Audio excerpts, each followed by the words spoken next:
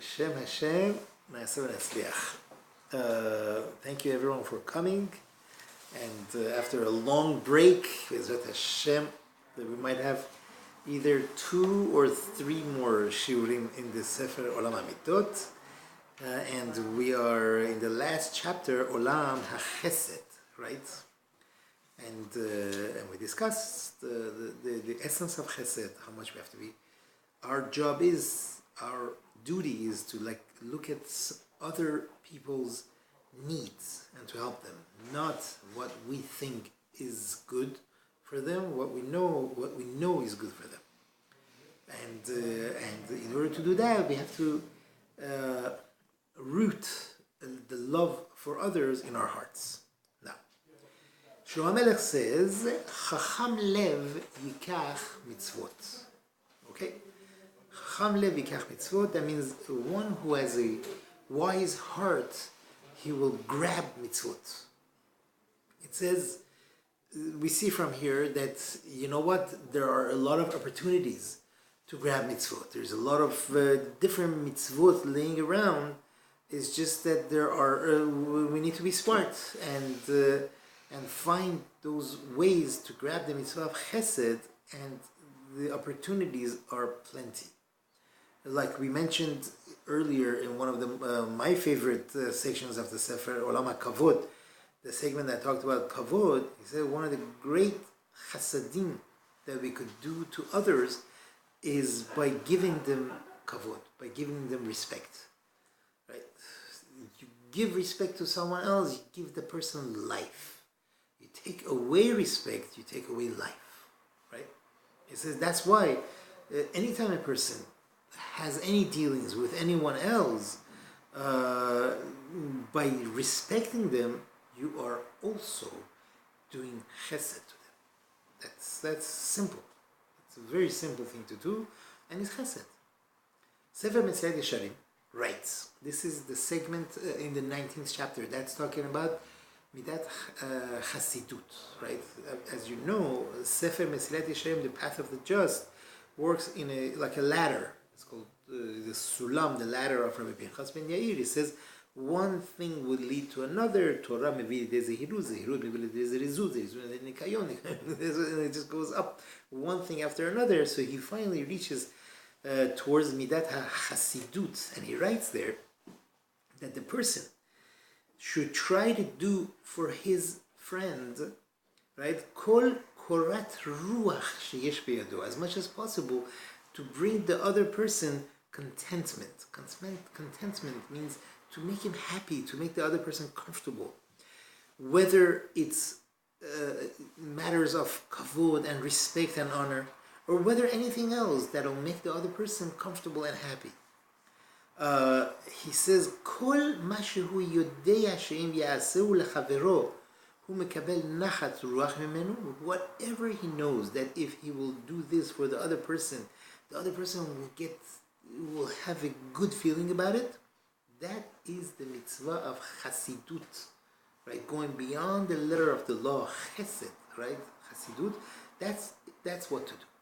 That's what Mesilat Yesharim writes, and this opens a gate for us to understand what chesed is, because Mesilat Yesharim wrote, Kol korat ruach, anything that will give the other person comfort, joy, happiness, right? And this could be something very small. You do the other person a little favor. You give the other person a candy. You give the other person a candy. Talk to the dentist first. I don't know. You know, that already makes him happy, and you've done Gemilut Chasadim. He says many times, by doing these little acts of chesed, you could do great things. You could do great things. Besides the fact that you're giving the other person just a physical benefit, right? There's more to it, because the other person sees that someone else cares about them. Someone else is inquiring about them. You see a friend that knows a friend of yours. You say, hey, by the way, how is so and so doing? Sending my best. Please tell him that I send regards. You know what that does, and the other person does actually tell him. It makes him very happy. Oh, someone else cares about me. I matter, right? And that's, and he writes that we need to think about this, to have this in our mind as much as we can, to help others. Just like a person would like other people to help him, so too that's what a person should do. And that's that's what the Torah requires and says, "Ve'ahavta lere'acha kamocha," right? Whatever you would want to be done for you, we could do for others, right? And he says, and we need to be happy when we do chesed, right? People do chesed. Sometimes they do it with a sour face. Oh man, got to do this, as if it's like it's taking too much time. For them, I'm doing this. Like, people think like that. It just kills the whole thing. It really kills the whole thing. We need to realize, we mentioned at the beginning of Olam HaChesed, when we started, the famous Ma'amar, he says, the Gaon Mivina says, a person was not created for himself. A person was created to benefit others. If a person thinks that he was created for himself, he should know that he is wrong, right?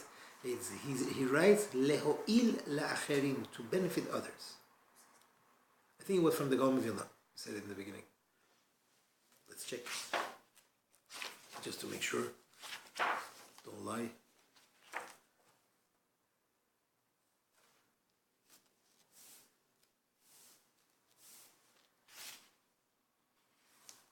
Yeah, Gaon Vilna says, Ki mashe ha'adam chai, right? That a person is alive, right? Is to break his midot. That was one thing that we said from the Olam, and he wrote that a person is here for.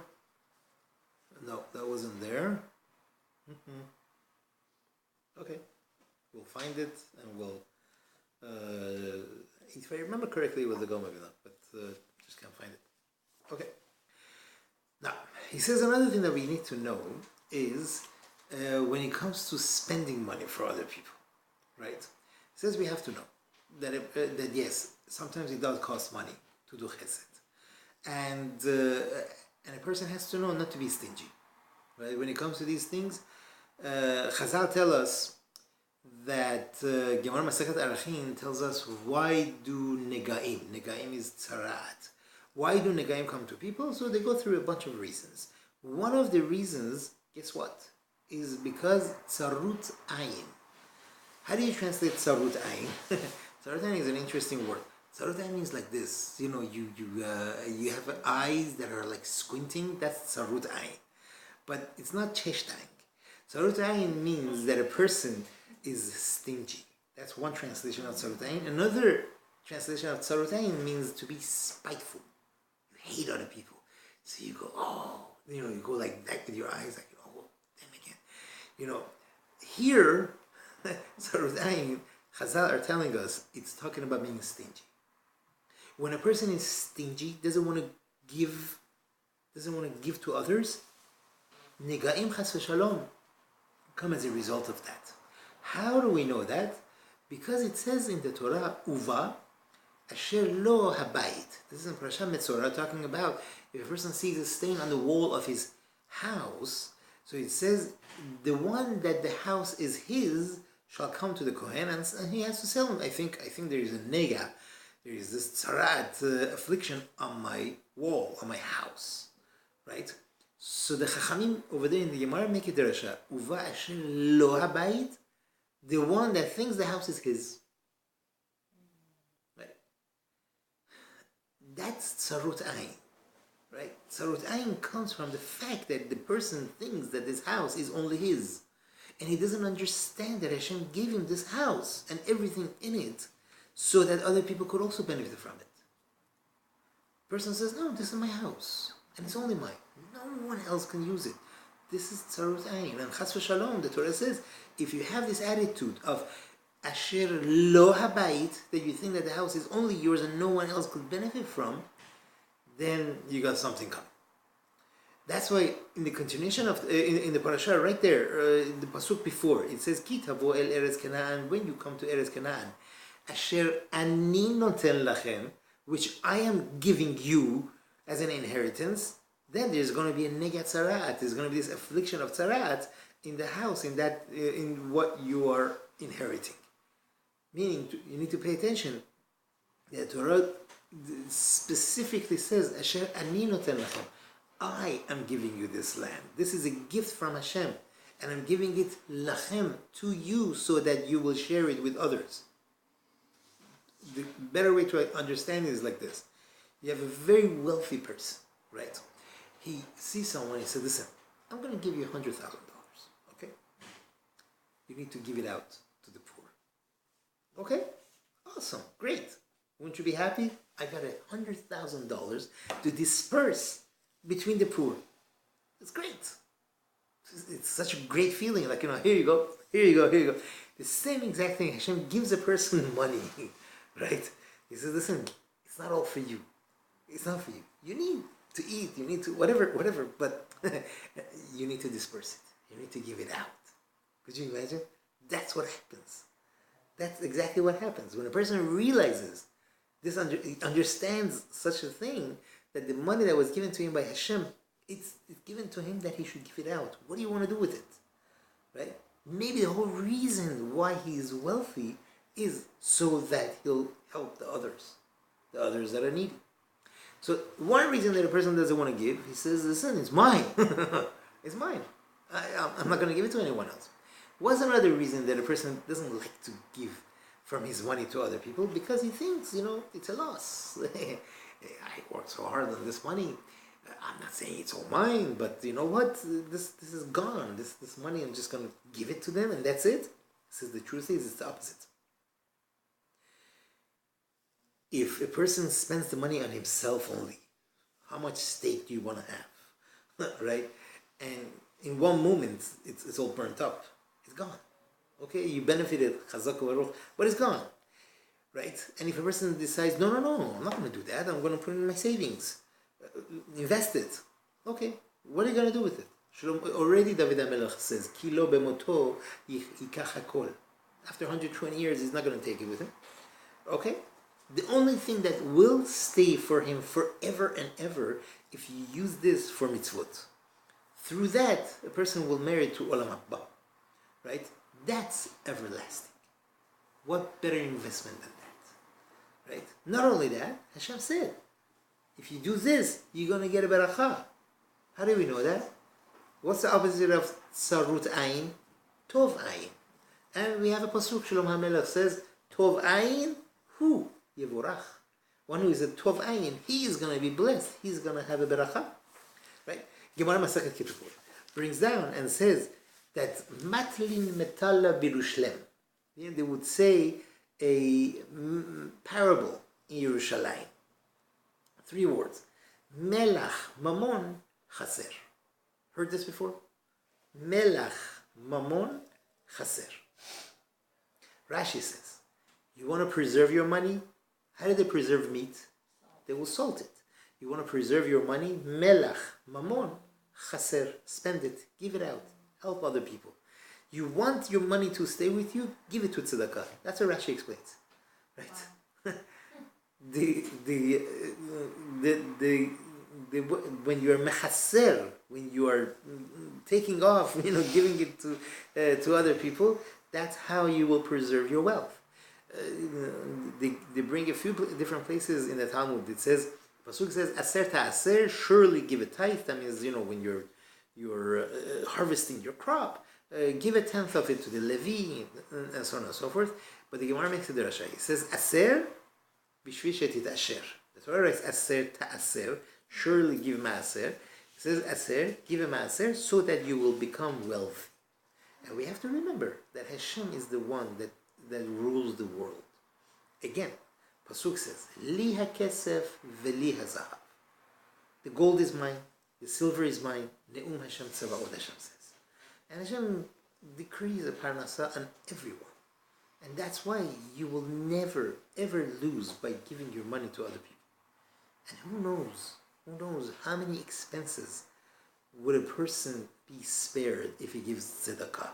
He could have given that money that he paid for the mechanic, paid for the whatever other expenses that he had had he given that same money to tzedakah. Right? You know, there's a famous story. It's a very cute story. Darash Rabbi Yehuda Rabbi Shalom. The Chachamim. He made a derasha. He says, listen, just like a person's mezonot, livelihood, is set for him from Rosh Hashanah, so too chesronotav. Chesronotav, that means his lackings. Like, you know, what he's going to be losing. Okay? Rashi says, hefsed she'atid lehafsid. What he's going to lose in the future, that's also going to be allocated to him on Rosh Hashanah. Okay? If Zacha, if he merited, is fortunate enough, what's going to happen? That lacking, that money that's going to have to go. Yeshaya Hanavi says, Paros lara'ev lachmecha. You will break your bread to the hungry person. You give your bread, you got to give it away. You give it to the hungry person. Baruch Hashem. Lo zacha, but if he did not have the merit, the end of the pasuk says, Va'aniyim merudim tavi bayit. People in his own household are going to be the poor people that he's going to have to feed. Right? Now, there is this interesting story. Bnei Achte, the Rabbi Yochanan ben Zakkai. These are the nephews, Bnei, children of the sister of Rabban Yochanan ben Zakkai. Who was Rabban Yochanan ben Zakkai? Rabban Yochanan ben Zakkai was the leader of the Jews at the time of the destruction of the second Beit HaMikdash. He was our leader for 40 years. He lived 120 years, right? It says in the Gemara, 40 shana asak b'Torah, 40 years he learned Torah, 40 years asak b'Paragmatia, he was doing business, 40 years he was the Nasi, right? 40 years he was the Nasi. He led the Jews at the harshest times of our history. Harshest times. This is Rabbi Yochanan ben Zakkai. That the Gemara in Masechet Sukkah says he knew all of the Torah. He knew everything. He knew the language of the trees. When the trees moved, he knew what's going on. He was a Kabbalistic too, right? Ooh, forget Kabbalah. He taught. He was the Rebbe of Rabbi Yusha, Rabbi Chaina, Rabbi Lazar, Rabbi Eliezer ben Kanuz, who were the Rebbeim of Rabbi Akiva, who was the Rebbe of Rabbi Shimon Bar Yochai. Anyway, so Rabbi Yochanan ben Zakkai, he had a dream. He had a dream that his nephews are going to lose 700 gold coins. That's a lot of money. Think $7 million. Okay? And they're going to lose that. So what did he do? Asinhu shakal minayu tzedakah. Rashi explains, what did he do the whole year? He would go to them, he says, give me money for tzedakah. And they would give him. He would give him, here is $100,000, $200,000, whatever. He would extract money from them all year. Okay? What was left was only 17. Out of 700 gold coins, was only 17 gold coins left. Okay? And how much money could he squeeze out of them? So he says when it was right before Yom Kippur, they came from the government and they seized everything they had and they put him in jail. He went to visit them. He said, listen guys, don't worry. All it takes is just 17 gold coins. He said, what are you talking about? What's the story? Uncle, tell us. He told him the whole story. He says, I had a dream. He says, you had a dream? Why didn't you tell us? We would have given you everything. He says, no. Right? Amina ki hechi ta'avdu mitzvah lishma. I wanted you to do the mitzvah l'shem shamayim. That's why I didn't tell you. So, give me tzedakah. Okay, here's the uncle again. Well, he wants tzedakah. Okay, fine. Here, they would give him. If you told him, listen, I'm going to save your neck, this money has got to go anyway, and out of the 700 coins, what was it? 683 of it, Baruch Hashem, went to tzedakah. Only 17 went to the government. Had he given that to tzedakah, they would be totally safe. You see, Chachamim are teaching us, it's an incredible thing. That money has got to go. It is set already by Rosh Hashanah. Might as well give it to tzedakah. And back to the pasuk by Tzarat. What did he say? He says, "V'natati nega Tzarat bebet eretz achuzatchem."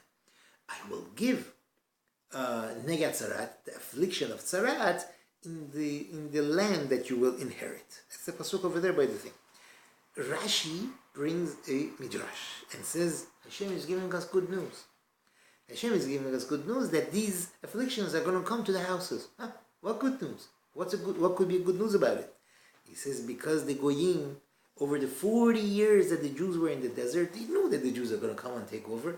They didn't want the Jews to have their money. What did they do? They hid all their treasures inside the walls.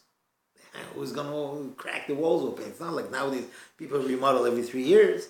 They said, you know what? Better that the Jews shouldn't get our money. What's going to happen? Hashem says, don't worry. I'm going to give you tzarat. You're going to have to break the walls. And mashallah, all these gold coins, diamonds, everything is inside these walls. Great. Midrash. It's a midrash over there in the parasha. Why this way? Why did Hashem want the Jews to get to these treasures by breaking down their houses? Give them the treasure a different way. Why do they have to break down the houses? What did we say? Tzara'at comes because a person has tzara'ayin. He's a cheshtank, right? That's what tzara'at comes. Hashem wants to show him, look, there were other people that were also cheshtank. There were other people that were also stingy. They didn't want other people to have what's theirs, right? And finally, what happened? You got it, right? That's what it is. You think by giving to others you're going to lose? It's the opposite. What seems to you as a loss is actually a gain. You think, oh no, I have to break my wall down and everything, it looks like a loss. In actuality, watch what's going to be inside the wall that you're going to have to break. You're going to have mucho dinero, right? That's not going to be a loss. That's the opposite. It's going to be a great gain. Hashem wants to teach us a lesson, right? What seems to us that's a loss, giving tzedakah, how much tzedakah should I give, this, that, another. It's never a loss. It's only a gain. That's what it is. That portion in Gemara Baba Batra that we just mentioned, that's in Baba Batra, page 10. Over there, almost 3 pages is all about tzedakah, maaser, it's all that. It says over there, there was a governor, his name was Tornos Rufus. Very famous guy. And this guy, Tornos Rufus, he's known as Tornos Rufus Harasha.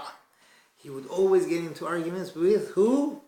None other than Rabbi Akiva. And every time Rabbi Akiva would, what we call in English, wipe the floor with this guy. He's like, he really took care of him. So one time he said to Rabbi Akiva, if your God loves the poor so much, why doesn't he feed them? Let him take care of them. Why do... Rabbi Akiva says, it's so that we will be saved from Gehinnom. Hashem is doing us a favor. He wants us to help them so that we at least will have some merit. Right? That's it. With that, he answered it. What do you see? He says, we have to be thankful to them because we have through them the zechut, the merit to do the mitzvah of tzedakah. That's what the Torah writes. Ki lo yechtal evyon mikerev haaretz. They will never cease to be poor people from amongst the earth, in the land. Then it says, I can, and that's why I'm telling you, I'm commanding you, open up your hands to your brother, to the poor, to whoever is needy in your land.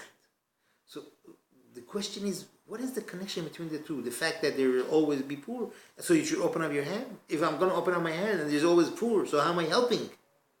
The answer is, we already answered that Hashem's gezerah was, this should happen so that we'll have the merits, so that we all are able to perform this mitzvah. That's why Hashem says, help, for you, for your own benefit, right? Poor things, they were made poor because of us. So that's why we need to help them as much as we can. There are people that are willing to give others. But as long as they'll also benefit simultaneously.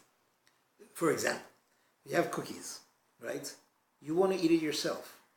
You have a hard time giving it sharing it with others because I want the cookies myself. It's good, chocolate chip oatmeal cookies. I want it for myself. I don't want it to give it to anyone else. He says a person has to train himself to break that selfishness, to break that, to take those chocolate chip cookies and give it to others. Right? You see someone who needs it, give it to them. Don't eat it yourself. It's good for diet. Right? Don't eat it yourself. This is breaking the midah of I'll only help others if I could also benefit from it myself. When you give it to the other person fully, Baruch Hashem, here, enjoy. We're talking about someone that needs it, someone that you could do chesed with. But what about you? You have to do something for you. So, To make your take some diet cookies. Just take the chocolate chip. It says in Pirkei Avot. This is in the Pirkei Avot. Now we are in the days of Sefrat HaOmer, Pirkei Avot, and we are actually in the third week. So here we go. This is it. This is the third. It says, "Ten lo mishelo." Give him from what's his.